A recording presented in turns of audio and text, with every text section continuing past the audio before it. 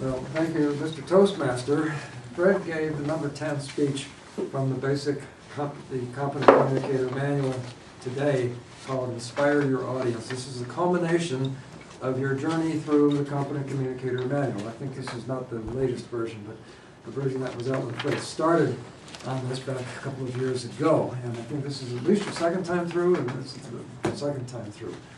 And there's a long way to go to catch up to Arnie, but I commend you on doing it again, because I think we all need to stay in practice. So you folks that are newer members, this is what you have to look forward to reaching this pinnacle of your Toastmaster career and become a competent communicator, in this case Fred for the second time. The speaker is to inspire the audience to improve personally, emotionally, professionally, or spiritually, relying heavily on emotional appeal. The speech should appeal to noble motives and challenge the audience to achieve a higher level of beliefs or achievement, and of course to use the skills that have been developed during the course of his Toastmasters career. First of all, Fred, this was an outstanding story. It was very emotional, it was very empathetic, and certainly we were all felt very, how do you pronounce this? The word. That doesn't count.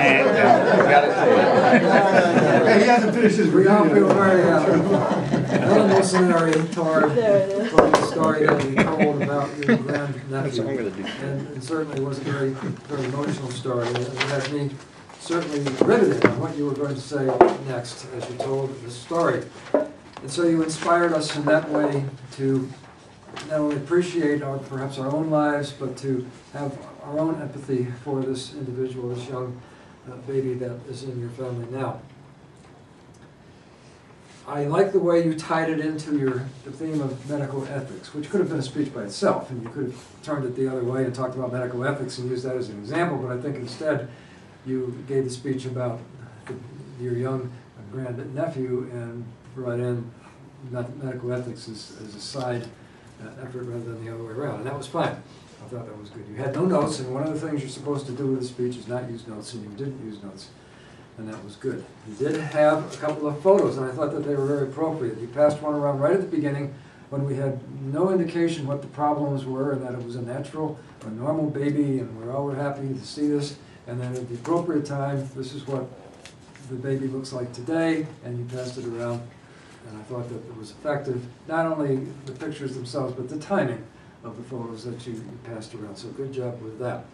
At one point, you were overcome by emotion yourself because you were so close to this particular incident, and it took you a moment to recover, but you did recover. And all of us can relate to that perhaps at one time or another. Perhaps we've been speaking about something and we are emotionally overcome and we try to get a grip, and you did. You got a grip on it, and you came back and continued on, and I commend you for being able to do that.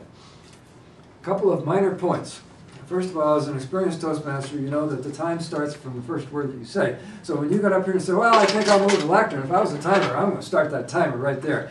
So you want to keep that in mind if you're ever in a speech contest with a similar type of speech. Secondly, the question you opened with to try to get our attention, I thought you probably could have worded it a little better to get the response that you wanted. You wanted us to acknowledge that February 22nd was Washington's birthday. But what you said was, does anybody remember what happened February 22nd last year?